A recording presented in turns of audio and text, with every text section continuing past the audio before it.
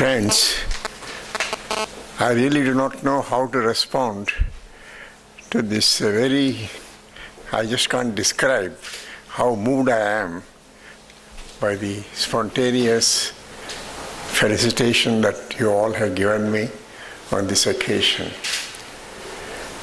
I remember C.V. Raman used to say that somebody asked him, why do you go ahead and tie even now a turban on your head?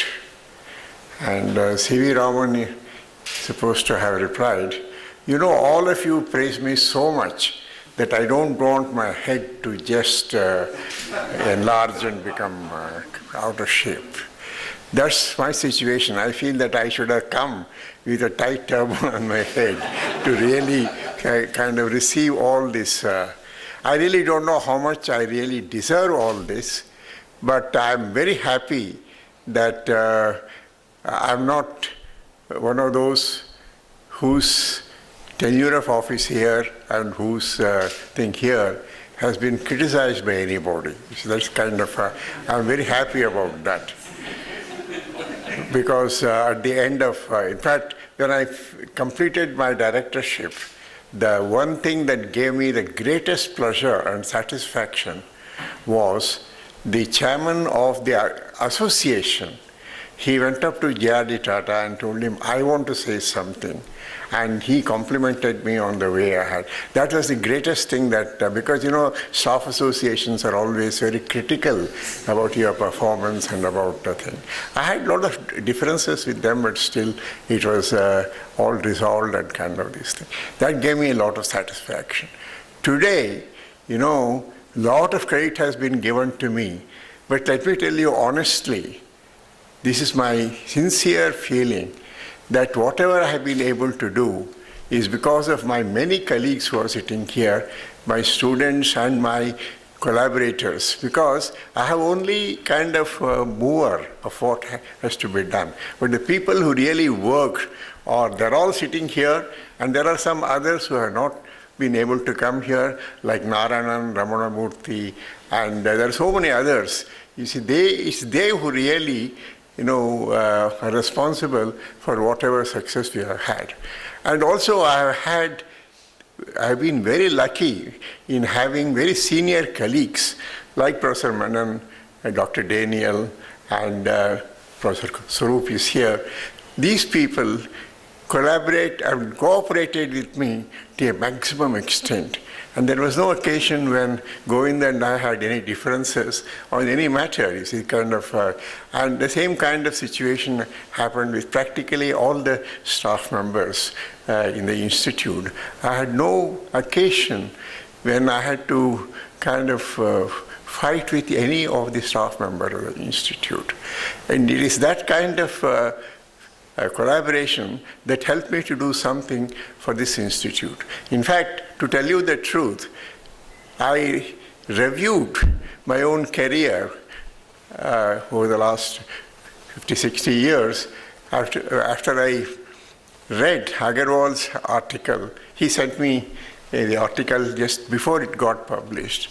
And that gave me a lot of satisfaction because I got the feeling that I have not wasted my life. I have done something which is, worth recording, and which for an institution and for the country, which may be of some use. Because, to get a feeling at the fag end of your life that you have done something for an institution which gave you all the support, an institute and for the country in which you have born, that's a great thing for a man to, in his last days, to kind of feel about.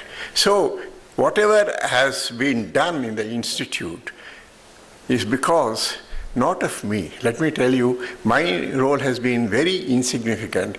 It is because of the illustrious predecessors I had, Dr. Bhabha, Professor Menon, and all the other senior faculty members of the institute who took their responsibilities and built up this institute. I only helped in whatever way I could during these long years. And all that you have said, I thank you very much for that. And I'm quite sure that this institution, in spite of all the problems that have been there in the country, will survive just because of its sheer merit. You see, there is no other institution. I go through, I have been associated with many other institutions in various capacities, as on the councils of various institutions, etc. Let me tell you honestly, there is no other institution like this. It is because, Dr. Baba had thought of a very little thing when he founded this institute. As a matter of fact, I have recently written an article on Professor Obaid Siddiqui, and that will come in the National Institute proceeding, memoirs.